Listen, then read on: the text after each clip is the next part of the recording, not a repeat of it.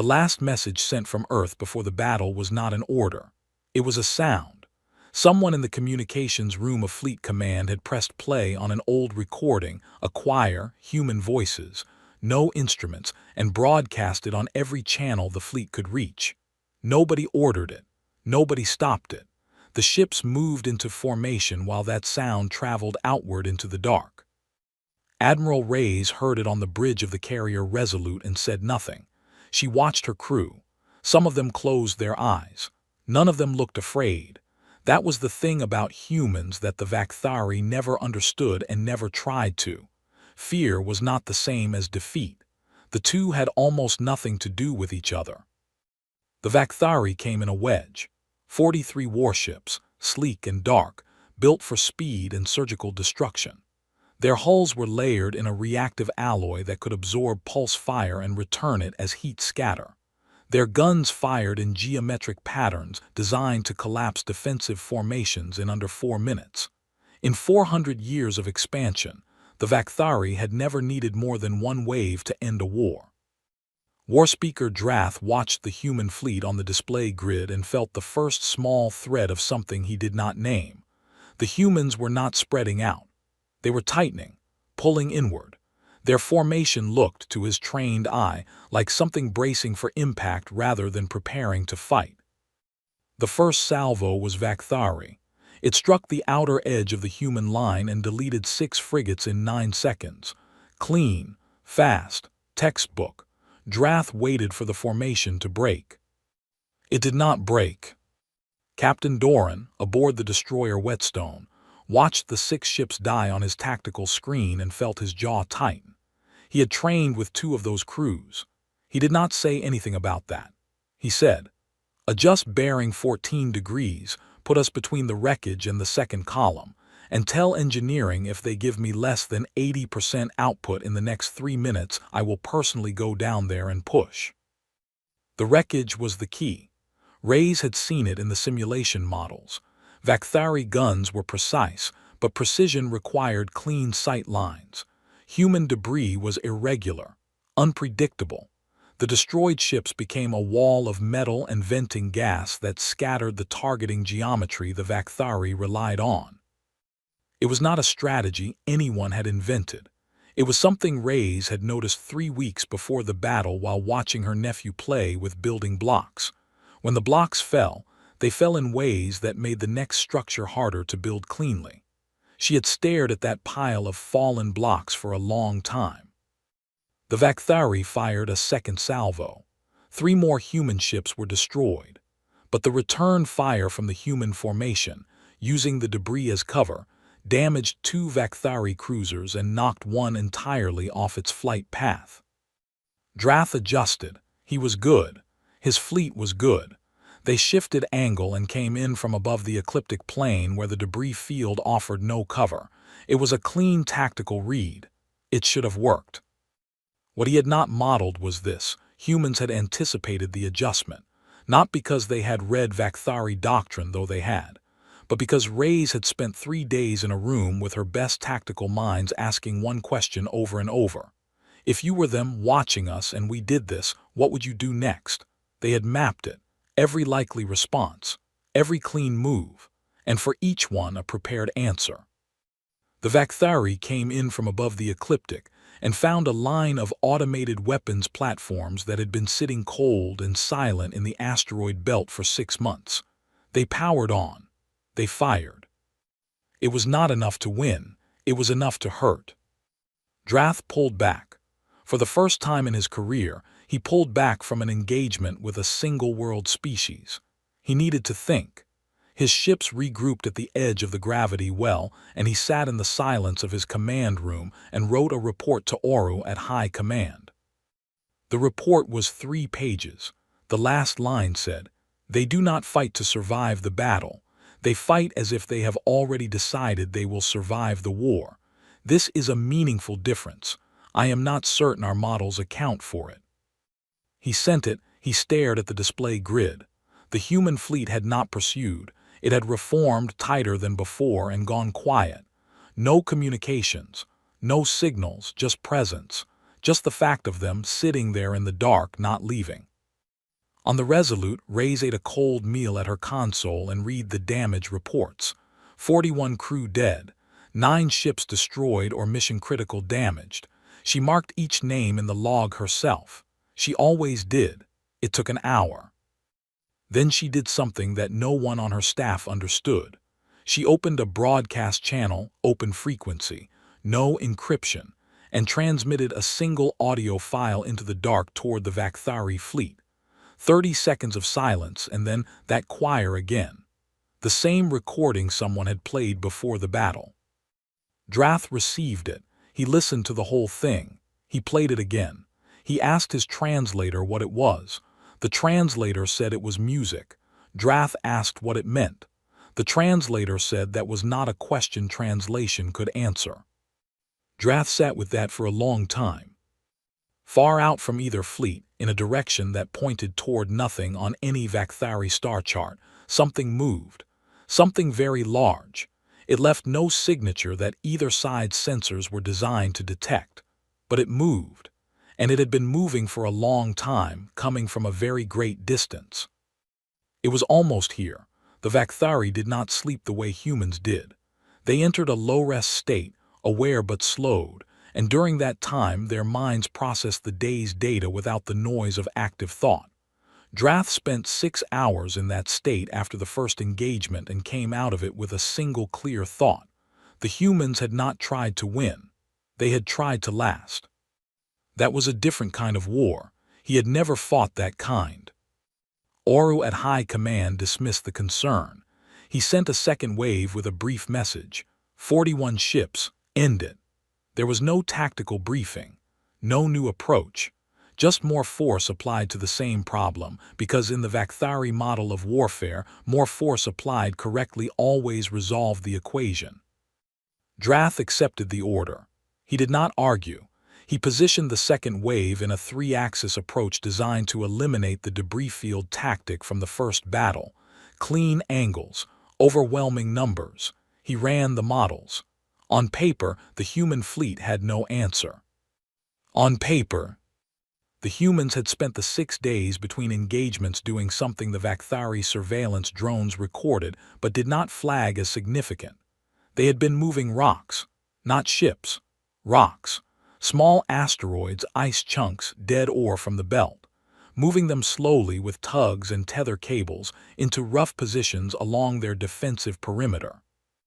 The second Vakthari wave came in fast and clean from 3 angles and immediately began taking impacts from debris that was not in any map because it had not been there 6 days ago.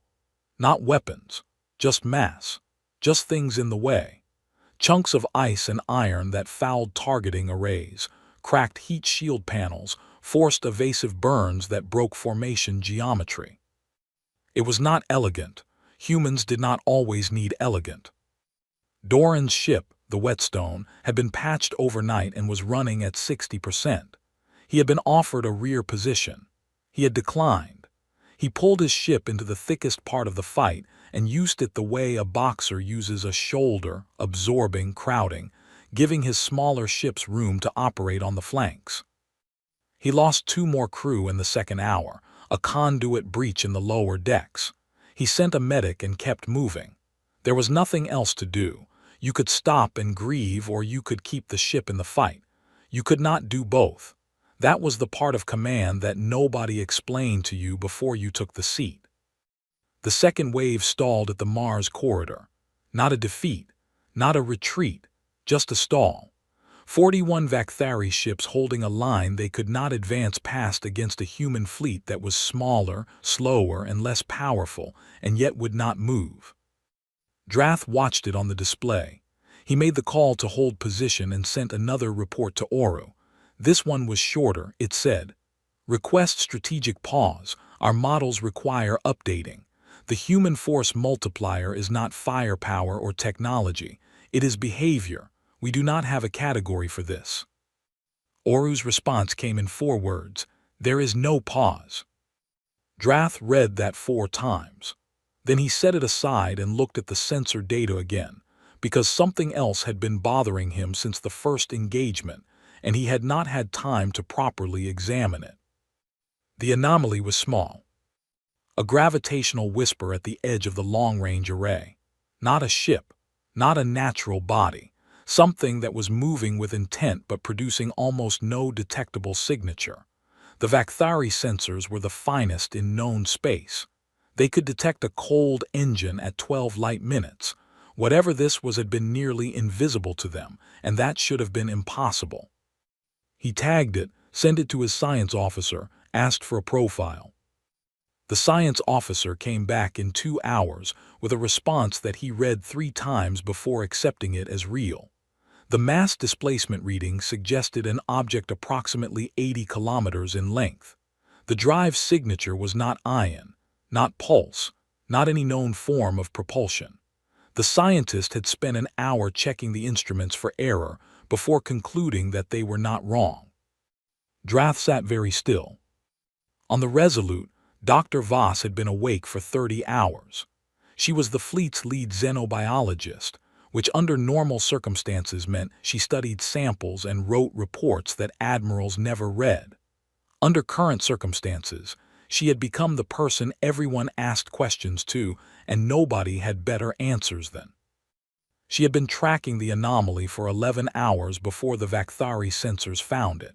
Human instruments were less precise but broader sweep. She had seen the displacement signature and done the same calculations and arrived at the same number. 80 kilometers, give or take. She brought her tablet to Ray's at hour 31 and set it on the console without a word. Ray's looked at it, looked at Voss, said, "Is this confirmed?" Voss said, "I have run it 6 times. Ray's said, "What is it?" Voss said, "I don't know. I know what it is not. It is not Vakthari. It is not any registered or catalogued vessel type, and it is coming from a direction that does not correspond to any known inhabited system." Ray's looked at the trajectory line on the display, followed it with her eye. It led directly to the space between the 2 fleets. She called a war council for the following morning, but she did not sleep. She stood at the viewport for the rest of the night and looked out at the stars and tried to remember that big dark was normal, that it had always been there, that whatever was moving through it had also always been there, long before any of this. It did not help as much as she hoped. It did not arrive the way things arrived in stories. There was no dramatic flash, no shockwave. One moment the sector of space between the 2 fleets was empty, and the next it was not. The object simply existed there, the way a mountain exists, fully, completely, as if it had always been there and the universe had simply waited for you to notice it. 81 kilometers long. The sensors revised the estimate upward 3 times in the first hour. It was dark, nearly light-absorbing but not perfectly so. The surface had a faint geometric texture visible only when light struck it at specific angles. From most angles, it looked like a hole in space, a place where stars were missing. Both fleets stopped firing. This was not a decision. There were no orders issued on either side to cease engagement. The crews on both sides simply stopped, because the human brain and whatever passed for its equivalent in the Vakthari simply could not hold the fight in this at the same time. There was not enough room. Drath stood at the display and felt something he had no word for. The Vakthari were not a species that frightened easily. They had conquered 40 systems. They had faced things that would break most minds and processed them as tactical problems. But the old records, the records kept not in the military archive but in the temple archive, the stories told by the priest caste that the warrior caste dismissed as ceremony, those records had a name for what he was looking at. Pale architect. He had heard it once as a child. An elder had used it to explain why certain sectors of space were mapped but never settled. The architects had made those places, the elder said. They were old beyond counting. They had moved on. Nobody explained where.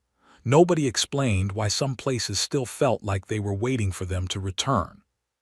Drath pulled that memory up and set it next to what he was seeing on the display and understood, with the cold clarity of someone who has just run out of comfortable explanations, that the elder had not been speaking mythology. He sent a signal to Oru at high command. He included the sensor data. He included the temple archive reference.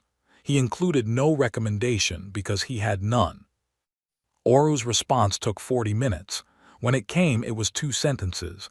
Hold position. Do not engage. Drath thought, yes, that was already obvious. On the Resolute, Voss was the first person to notice that the surface of the object was not simply textured. She had been running spectral analysis for 20 minutes and the returns were strange. The geometric patterns on the hull were not purely structural. They had internal variation, regularity within regularity, a pattern that repeated but changed with each repetition in ways that were not random. She had seen this kind of thing before, in data, in genetic code, in written language. She told Reyes. Reyes stared at the display for a long moment and then said, quietly, "How long to translate it?" Voss said she did not know. She said she needed to begin without knowing the end. Reyes told her to begin. Then Reyes did the thing that her staff would later say they could not believe and also could not imagine anyone else doing. She opened a channel to the Vakthari fleet. Not encrypted, not coded. Plain open broadcast on a frequency both sides had been using for targeting coordination before everything stopped. She said, "This is Admiral Reyes' Earth Combined Fleet. I am speaking to whoever commands the Vakthari force. I have one question. Did you know this was coming?"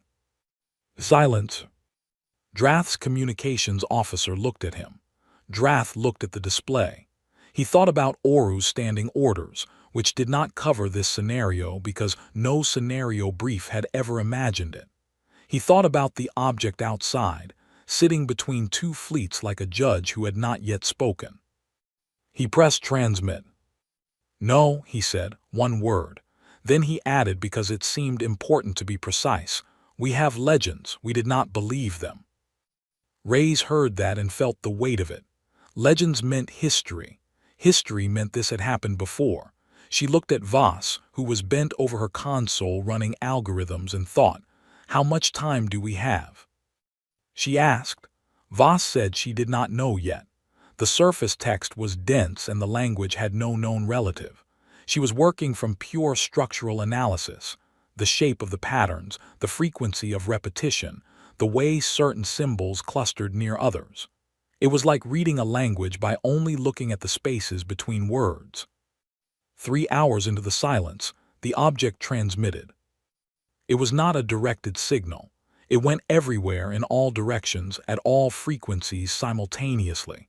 Both fleets received it at the same moment. It lasted 12 seconds and then stopped. Voss recorded it. She ran it through every analytical tool she had. She isolated 3 words, or what she believed were 3 words, 3 distinct recurring clusters, and translated them with about 60% confidence. She brought the tablet to Reyes. Reyes read it. She read it again. She set the tablet face down on the console, which was something Voss had never seen her do. Reyes picked it back up. She opened the channel to the Vakthari fleet again. She said, "Drath, I need to share something with you. It is not good." Drath said, "I assumed." Reyes read him the 3 words. "Judgment Harvest begin." The channel stayed open. Neither side said anything. Outside, the object had not moved. It did not need to. It had the patience of something that had been waiting long enough that a few more hours meant nothing at all. Nobody declared the ceasefire. It just became true. The guns on both sides went cold and stayed cold, and neither fleet moved toward the other. They moved instead toward the facts, which were piling up faster than anyone could organize them. Voss worked for 19 straight hours. She ate when someone put food next to her hand. She slept for 40 minutes face down on her console and woke up mid-thought and kept going. The text on the hull was the longest document she had ever encountered. She was not reading it so much as feeling her way through it, finding anchor points, working outward from each one. What she built, piece by piece, was a picture that kept getting worse the clearer it became. The pale architects had not died. They had made a choice. A civilization that old her best estimate from the complexity and age of the language. was that the hull text predated all known spacefaring species by at least 500 million years. A civilization that old does not end by accident. It ends by decision. They had withdrawn from the physical dimensions that everything else used into something Voss had no framework for. But before they left, they built a system. The system worked like this. A seeding species was selected, given a push, given the right biological structures to become expansionist and aggressive. The Vakthari, they were not natural, they were built for a purpose. Their aggression, their drive to conquer and eliminate had not evolved, it had been installed. The Vakthari were a test. Whatever species survived contact with them long enough and in the right way was deemed worthy of the next stage. The architects would return. They would assess. They would harvest. Harvest meant absorption, not death, not slavery. The architects took the successful species into whatever they had become in whatever space they now occupied. The records on the hull included partial accounts from previous cycles. There had been others, not many. 3 that she could confirm in the text, all in the last 100 million years, all of which ended the same way. The test species survived. The architects returned. Both the seeding species and the survivor were taken. The Vakthari were taken too, every time. They were tools. They had never been told. Voss called Rays and then they called Drath together on an open channel, and Voss spoke for 40 minutes without stopping. She said at the end, "I could be wrong about details. I am not wrong about the structure." Drath was silent for a long time. Then he said, "How long have the architects been running this?" Voss said, "The oldest cycle referenced in the text that I can date with confidence is roughly 400 million years ago." Drath said nothing. Voss let the silence sit. She understood it. She had needed 20 minutes of her own silence when the number had first come clear. Rays said, "Can it be stopped?" Voss said, "The text is the operating code. It is written on the outside because they never imagined anything would get close enough to read it. I have been looking for a weakness in the code for the last 6 hours. There is something. It may not be a weakness. It may be a test inside the test." She explained the override. The hull text contained a failsafe, an interrupt. Not hidden, it was right there in the architecture, but you had to understand the whole document well enough to recognize it. The override was not activated by a key or a signal. It was activated by an answer. A question was encoded into the interrupt sequence, and the hull required physical input, someone tracing the answer directly onto the surface to register it. The question was this: what do you choose when given the choice between your survival and the survival of your enemy? Drath said, "What have previous species answered?" Voss said, "The records only show outcomes, every previous cycle completed, which means no species that faced this question has ever activated the interrupt." Ray said, "Because they chose themselves." Voss said, "Yes." The channel was quiet. Outside, the mothership had begun to move, slowly, with the geometric precision of something that had performed this same motion many times across an incomprehensible span of history. It was not attacking, it was positioning, moving to a point equidistant from both fleets where its harvest systems would have clean reach in all directions. Rays called a combined tactical session with Drath. They pooled sensor data, drive signatures, weapons arrays. They ran a joint strike simulation. The results were the same every time. The hull was not penetrable with anything either fleet carried. The energy simply went in and did not come back out. Drath said, "So we cannot fight it." Rays said, "We can answer it." Drath said, "The answer is obvious. The question is whether the obvious answer works." Rays said, "Voss." Voss said, "I believe it does. The interrupt is a genuine failsafe. I think the architects built it because some part of them hoped. I think they left the door open on purpose." Drath said, "That is a large amount of trust to place in the psychology of something 500 million years dead." Rays said, "You have a better option." He did not. She looked at Doran across the bridge. He had been listening the whole time. He met her eyes and she did not say anything, and he nodded once. He said, "Who do I take with me and what do I need to write?" Voss pulled up the interrupt sequence on her display. She began explaining. The chamber was very quiet. The mothership moved through the dark outside, patient, enormous, ancient, not yet aware that something small and stubborn was already planning to climb onto its face.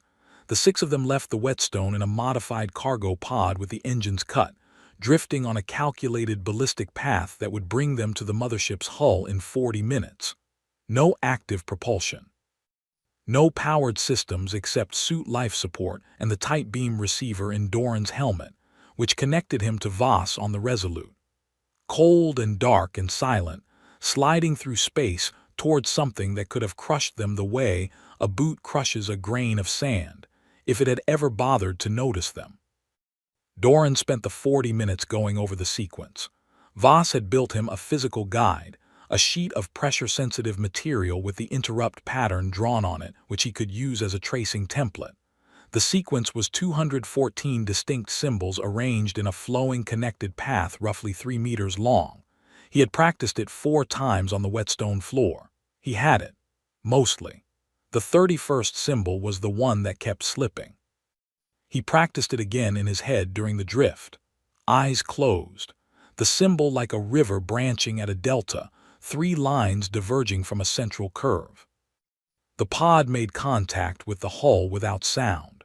They had magnetic anchors. Doran went out first. His boots locked to the surface, and he stood on the face of the most ancient artifact in the known universe and looked at the text running beneath his feet and felt something that was not quite fear and was not quite wonder but lived between them. The hull was warm, not hot, warm like a living thing at rest.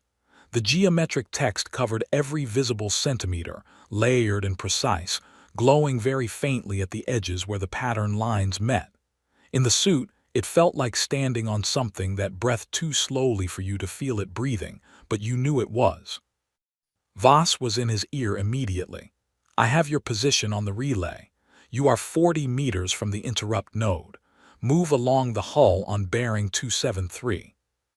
Doran moved. The team spread out in a loose line behind him. They moved in silence, magnetic boots clicking softly, the mothership enormous below them and the stars enormous above, and the 2 fleets visible as distant clusters of light on either side, watching. Drath was watching from his command ship. He had not slept. He had spent the waiting time reading the temple archive records that his culture had preserved for 2,000 years without understanding what they preserved. He found references to a great vessel, a vessel that had come before the Dominion, a vessel that had been seen once and then gone and never returned. The record said, "It will return when the harvest is due." He had believed until 3 days ago that this was poetry. He watched the 6 small human shapes moving across the hull on his long-range visual feed and thought about what Voss had said, that the architects had built the interrupt because they hoped.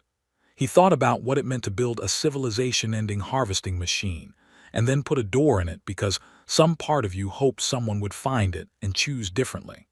He thought that was either the saddest thing he had ever learned or the most important. He was not sure there was a difference. At the 20-minute mark, the mothership moved. Not toward the fleet. Not outward.